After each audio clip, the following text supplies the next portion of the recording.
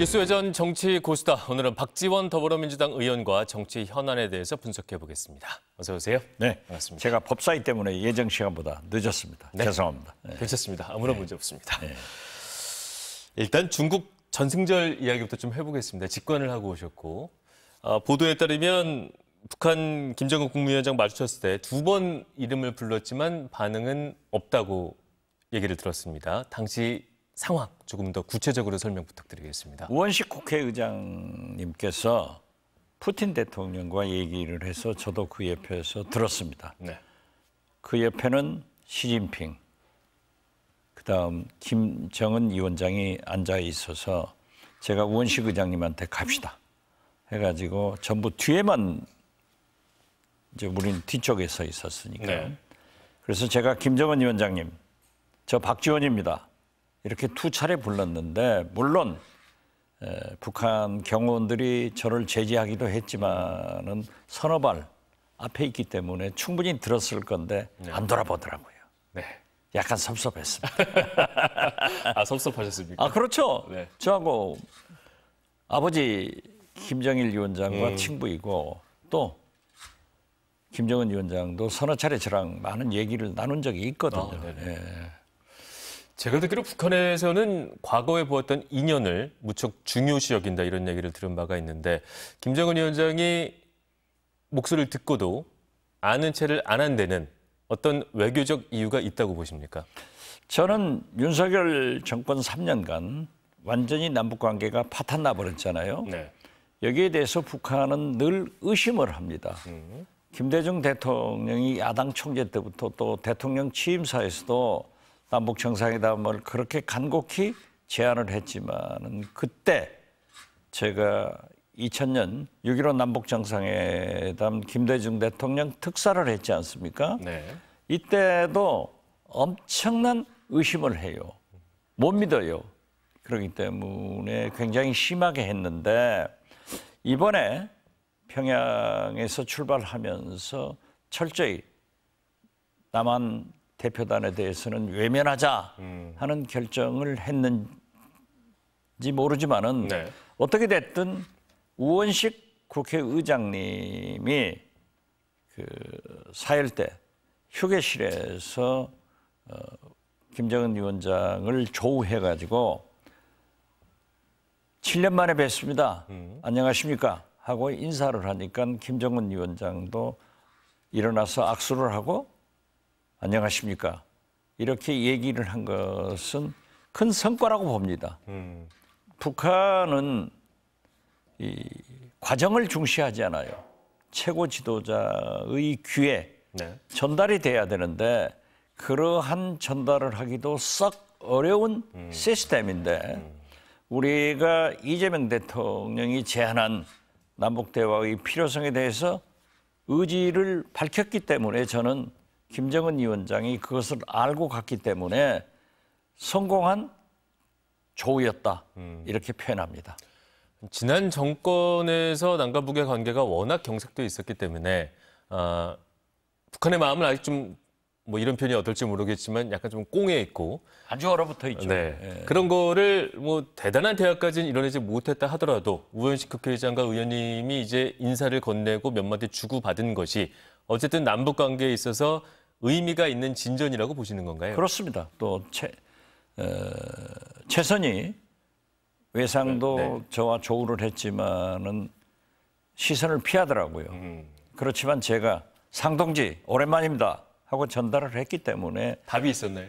답이 없었어요. 답이 없었고요. 그렇지만은 우리의 의사는 분명히 최고 지도자 김정은과 외상 최선희에게 전달됐다. 이것은 굉장히 중요하고 북한으로서는 지금 사실 트럼프 대통령이 그렇게 호의적 발언을 계속하고 있지만은 하노이 회담에서 당한 그러한 수모를 지금 아직도 끝내고 있지 않지 않습니까? 네네. 거기에다 이제 윤석열 정권이 3년간 완전히 9.19 군사 합의 같은 것 타파해버리고 하니까 네. 꽁에 있겠죠. 그렇지만은 그러한 대화의 의지를 전달한 것은 상당히 성공적이다. 저는 그렇게 평가합니다. 네. 이번 정부 들어서 우리 정부에서 이제 메시지를 보내도 좀 이제 우리는 대화할 의지가 없다 이런 반응을 보였고 이번에도 뭐 썩 대단한 진전은 없었지만 우리가 이런 노력을 계속한다면 어쨌든 남북 관계는 조금 더 발전된 모양새로 나갈 수 있다고 판단을 하십니까? 저는 미국 트럼프 대통령이 간절히 바라는 것은 노벨 평화상 아니에요? 네. 그렇기 때문에 우크라이나 종전, 북한 핵 문제를 접근하면은 내년 11월 중간 선거가 있기 때문에 중간 선거 승리를 위해서도 굉장히 다가갈 거예요.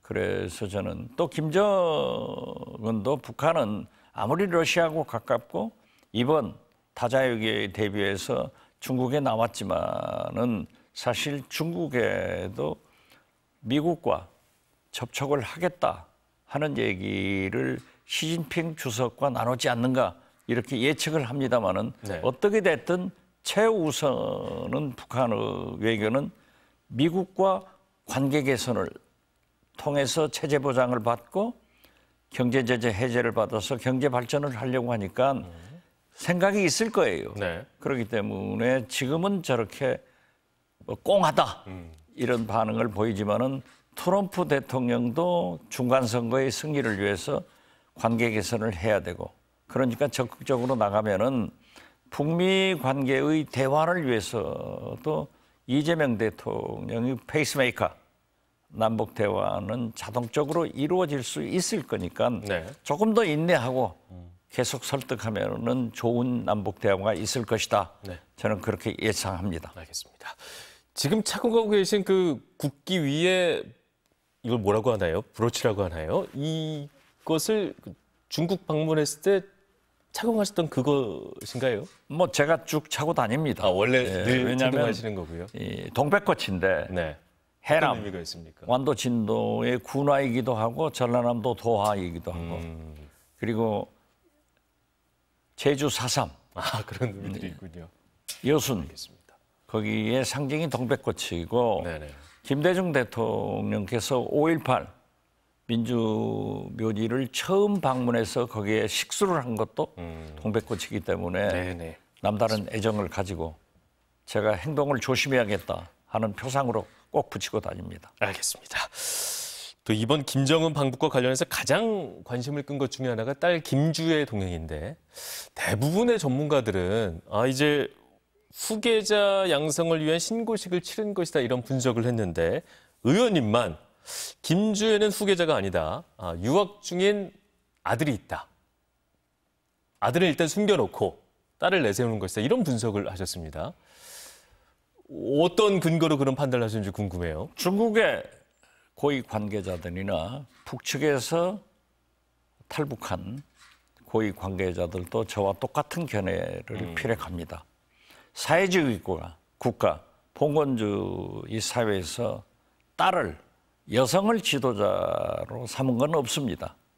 그리고 북한에서 만약 김정은이 아들을 생산하지 못했다고 하면은 다른 방법으로 생산할 수 있는 방법을 모색해요. 네. 그리고 제가 판단하기로는 김정은, 김여정 이 두 남매가 지금 김주혜 오빠 나이 때 스위스에서 유학을 하고 있었습니다.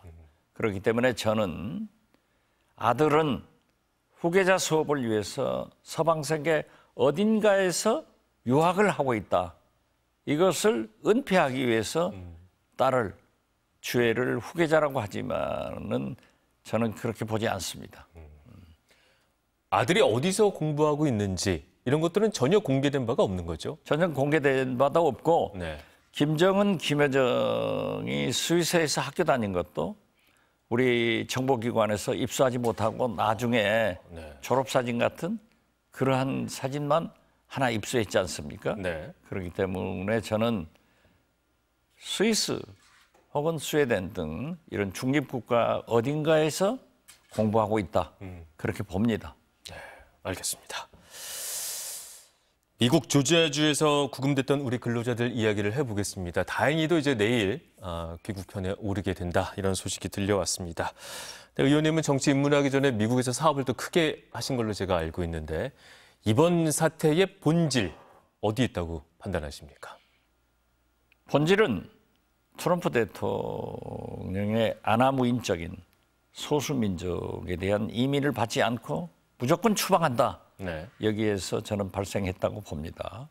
그리고 제가 뉴욕 한인회장과 미주 지역 총연합 회장을 할 때도 보면은 우리 동포들도 불법 체류자로 많이 구금됩니다.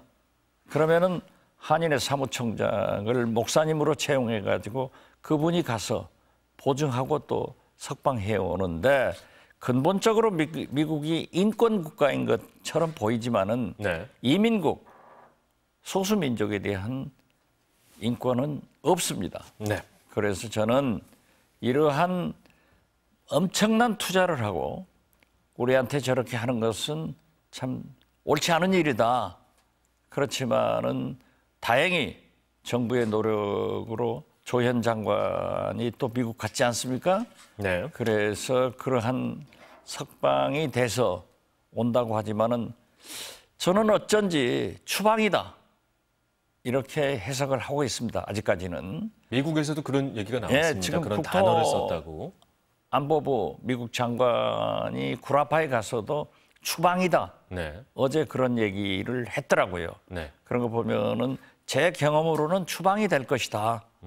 그러나 이제 조현 외교부 장관이 루비오 장관과 잘 협상을 하면은 또 정리가 될 수도 있지 않느냐 하는데 여기에서 우리가 호주를 좀 배우자. 네. 호주는 잘 아시다시피 이민을 받아들이기도 하지만은 자기들 국민을 미국으로 이민도 시켜요. 그렇기 때문에 호주는 이 미국에 대미 투자를 하면서 이민국과 거기 종사자들에 대한 비자 문제를 같이 패키지로 해결하고 들어갔더라고요. 네. 그렇기 때문에 우리도 이제 그러한 것을 잘 몰랐다고 하면은 이제는 막대한 투자를 한다고 하면은 반드시 우리 법무부에서 미 이민국과 접촉을 해서 비자 문제를 해결하고 이러한 불상사가 나지 않도록 전화위복을 계기로 삼자. 저는 그렇게 말씀드립니다. 네. 결국 이번 사태는 다시는 일어나면 안 되는 사태고 비자 문제를 잘 해결하는 게 우리 외교부의 숙제가 되겠군요. 그렇죠. 네, 알겠습니다. 그러면 법사위 관련 질문을 좀 해보도록 하겠습니다. 이제 검찰 개편안이 확정이 됐습니다. 의원님 말씀대로 중수청은 이제 행안부 산하로 가게 됐고요. 보안수사권 문제 물론 아직 1년이 남았지만 지금 가장 뜨거운 얘기, 남은 얘기는 보안수사권 문제가 나오고 있습니다. 그 문제에 대해서는 어떻게 바라보십니까? 지금 저도 개인적으로는 보안수사권이 법무부에 있어야 된다 하는 생각을 기소청에 있어야 된다 하는 생각을 가지고 있지만은 그러하면 문제가 있기 때문에 보안수사 요구권 문제 등을 지금 대두되고 있는 것으로 알고 있습니다. 그래서 조금 더 토론해 보면은 어떻게 됐든 검찰 개혁은 정청래 대표가 어제 정당 대표 연설에서 얘기한 대로 시대 정신이고 국민 요구이기 때문에 이번에 해야 된다 하는 것은 분명한데 그러한 문제는 좀 더 정부와 민주당이 협의해야 된다 이렇게 생각합니다. 알겠습니다. 주로 이런 얘기입니다. 정치검사 물론 있지만 보안수사권 등을 활용해서 열심히 수사하는 비정치검사가 더 많은 거 아니냐. 뭐 등등의 뭐 그런 근거가 얘기가 되겠죠. 네네. 여러 가지가 있지만은 검찰 개혁의 필요성은 그건 뭐 너무나 당연한 것이고. 검찰이 자업자득한 거예요. 만약 윤석열이 그러한 농간을 할 때 김건희 수사를 제대로 했다고 하면은 이런 게 낫겠어요? 네네. 자기들이 하지 않고 이제 와서 뭐 여러 가지 문제 제기를 하는 것은 아직도 정신 못 차린 검찰이다. 저는 그렇게 봅니다. 알겠습니다. 3대 특검법 개정안 국회 법사위를 통과했는데 이제 내일 본회의에서 처리할 거란 전망이 나오고 있는데 여야 협의로 좀 수정할 수도 있다 이런 얘기도 나왔습니다. 이게 기간을 연장하고 뭐 내란 1심 재판 중계한다 이런 내용들이었는데 약간 여야 협의를 통해서 바꿀 부분이 좀 논의되고 있는 게 있을까요? 그것은 지금 현재 그 3대 특검법을 상정해가지고 국민의힘에서 안건조정위원회로 넘겨서 제가 중국 가서도 하루 일정을 당겨가지고 와서 안건조정위원회를 회부하면은 최연장자가 네. 위원장이 되기 때문에 제가 와서 통과를 시킨 거예요. 네. 여기에 토론회는 참여를 하지 않은 국민의힘 의원들이 오늘 또 지금 뭐 상당히 시비를 붙어서 그 통과시키고 오는이라고 제가 방송도 늦었습니다마는 내일 본회의에서 상정합니다. 네. 그렇기 때문에 저는 수정 없이 그대로 통과될 것이다. 이렇게 예측을 하지만은 정치는 또 타협이기 때문에 네. 지도부에서 어떤 결정을 할지 모르지만은 수정 없이 통과돼야 된다 네. 하는 말씀을 드립니다. 수정 없이 통과돼야 된다. 그렇습니다. 알겠습니다. 그제 이제 대통령과 여야 대표가 만나서 화기애애하게 웃고 악수도 나누고 했는데 다시 또 이제 국회에서 정청래 대표는 내란 청사는 정치 보복이 아니다 얘기를 했고 오늘 송원석 원내대표 야당 파괴 보수 괴멸의 일당 독재다 하면서 이재명 정부 향해서 혼욕무도란 사자성어를 썼습니다. 어리석고 무능한 군주가 세상을 어지럽힌다. 다시 여야 대치는 극한으로 가고 있습니다. 지금 이 상황 어떻게 바라보고 계십니까? 저는 어제 정청래 대표 연설은 진짜 진수였다. 시대 정신과 국민적 요구를 반영하기 때문에 아니 협치를 하려면은 내란 종식에 협력해야지. 아직도 윤석열을 따라다니면서 내란을 연장하려고 하는 그런 기도를 하는 그런 분들과 어떻게 합니까? 그래서 저는 내란 종식 없는 협치 없다. 네. 이런 말씀을 드리고요.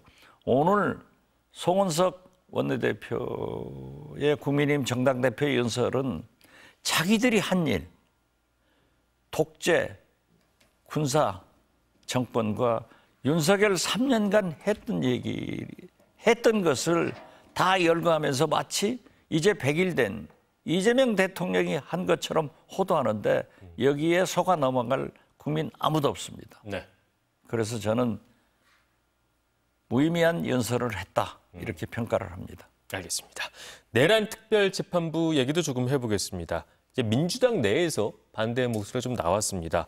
판사 출신 박희승 의원이 이런 것은 마치 윤석열의 비상계엄과 같은 것이다라는 얘기를 했고 그때 오늘 민주당 최민희 의원이 의원들 단체 대화방에 그 기사를 공유를 하면서 말 바로 하라. 그걸 어떻게 계엄에 비유하냐 이런 얘기를 했다고 하는데 그 카톡방을 확인을 하셨습니까? 저는 보지 않았습니다. 보지 않았지만은 이 논란에 대해서는 어떻게 판단을 하십니까? 그러한 토론이 있는 것 자체가 건전한 민주당 아니에요? 네. 박희승 의원이 특별재판부 구성에 대해서 제 판사 출신이에요. 그러한 의견을 제시하는 것은 당연하고 네. 또 최민희 의원이 왜 하필이면 윤석열 내란하고 같다고 그런 비교를 하느냐 이런 얘기를 지적한 것은 잘한 일이다. 또 할 수 있는 얘기다. 그렇죠. 해야죠. 네. 그래서 저도 이 사법부 개혁에 대해서는 여러 가지 의견이 있어요. 그리고 아까 저한테 질문했던 보안수사권 네. 이러한 문제도 저도 개인적으로는 생각을 가지고 있다. 이런 표현을 했기 때문에 이러한 것은 자연스럽게 박희승 의원이 얘기한 것은 잘한 일이고 네. 또 최민희 의원이 어떻게 윤석열 내란 세력 그것과 같이 하느냐. 이건 잘못한 것, 지적한 거다. 저는 네. 그렇게 봅니다. 알겠습니다. 정치고스톱 오늘은 여기까지 이야기 듣도록 하겠습니다. 박지원 더불어민주당 의원이었습니다. 말씀 잘 들었습니다. 감사합니다. 네, 감사합니다.